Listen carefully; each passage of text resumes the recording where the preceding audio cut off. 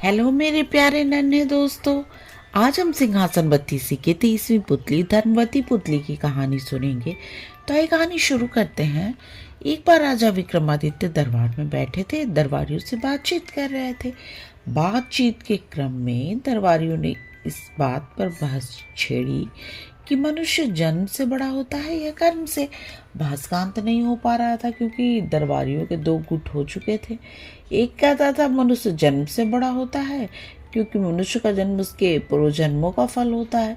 अच्छे संस्कार मनुष्य में वंशानुगत होते हैं। जैसे राजा का बेटा राजा हो जाता है, उसका व्यवहार भी राजाओं की तरह रहता है। कुछ दरबारियों का मत था कि कर्म ही प्रधान है। अच्छे कुल में जन्मे व्यक्ति भी दुर्व्यसनों के आदी हो जाते हैं और मर्यादा के विरुद्ध कर्मों में लीन होकर पतन की ओर चले जाते हैं। अपने दुष्कर्मों और दुराचार के चलते कोई सामाजिक प्रतिष्ठा प्राप्त नहीं करते और सर्वत्र तिरस्कार पाते हैं। इस पर पहले गुट ने तर्क दिया कि मूल संस्कार नष्ट नहीं हो सकते।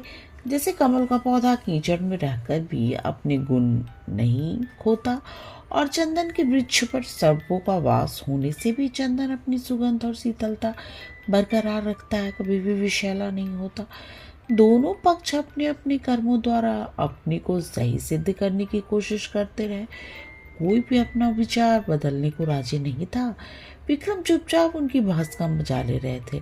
जब उनकी बहस बहुत आगे बढ़ गई तो राजा ने उन्हें शांत रहने का आदेश दिया और कहा कि वे प्रत्यक्ष उदाहरण द्वारा ये तय करेंगे। उन्होंने आदेश दिया कि जंगल से एक सिंह का बच्चा पकड़कर लाया जाए। तुरंत कुछ शिकारी जंगल गए और एक सिंह का नवजात शावक उठाकर ले आए। उन्होंने एक गड़ेड़िए को बुलाया और उस नवजात शावक को बकरी के बच्चे के साथ साथ पालने को कहा।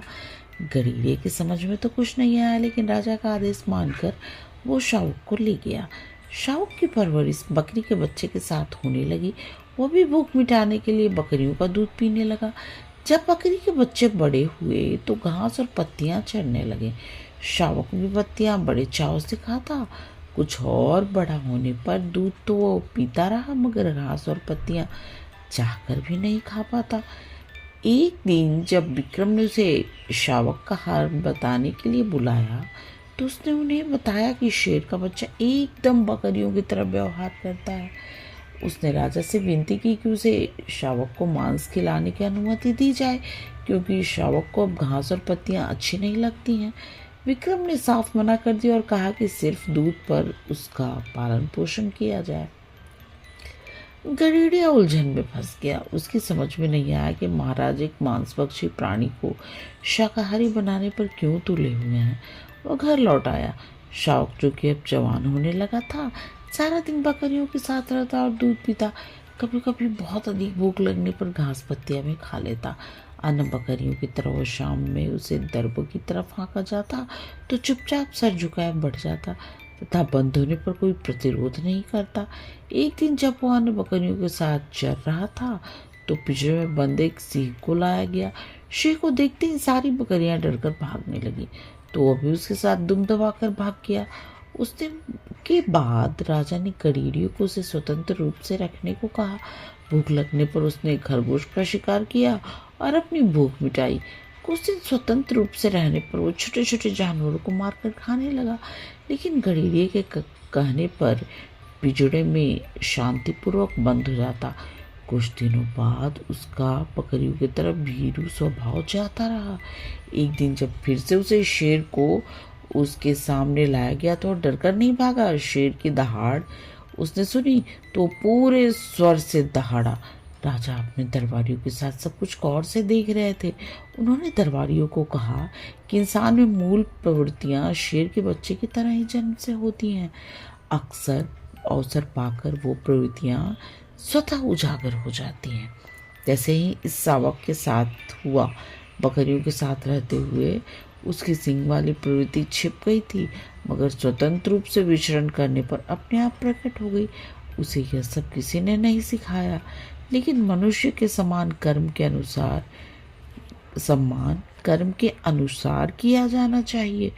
सभी सहमत हो गए, मगर एक मंत्री राजा की बातों से सहमत नहीं हुआ। उसका मानना था कि विक्रम राजकुल में पैदा होने के कारण ही राजा हुए। अन्यथा 7 जन्मों तक कर्म करने के बाद भी राजा नहीं होते। राजा मुस्कुरा कर रह गए। समय बीतता रहा। एक दिन उनके दरबार में एक नाविक सुंदर फूल लेकर उपस्थित हुआ। फूल सचमुच विलक्षण था और लोगों ने पहली बार इतना सुंदर लाल फूल देखा था। राजा ने फूल के उद्गम स्थल का पता लगाने भेज दिया।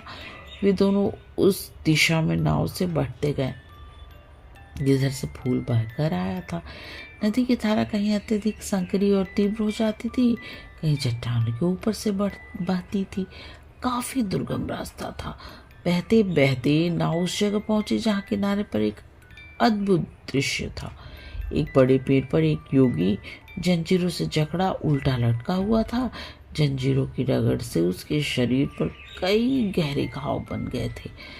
उन घावों से रक्त चू रहा था जो नदी में गिरते ही रक्तवर्ण पुष्पों में बदल जाता था। कुछ दूरी पर ही कुछ साधु बैठे तपस्या में लीन थे।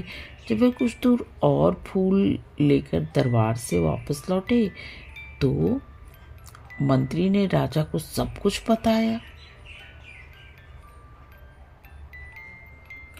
तब विक्रम ने उसे समझाया कि उस उल्टे लटके योगी को राजा समझो और अन्य 7 नारद सन्यासी उनके दरबारी हुए।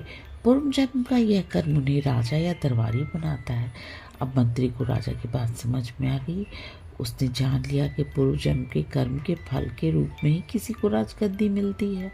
बच्चों, अगर आपको मेरी कहानी पसंद आई तो प्लीज़ मेरे चैनल को सब्सक्राइब किए करो और मेरे प्यारे नन्हे दोस्तों, आप आराम से सो जाओ और सपनों की दुनिया में खो जाओ। गुड नाइट मेरे प्यारे नन्हे दोस्तों, गुड नाइट।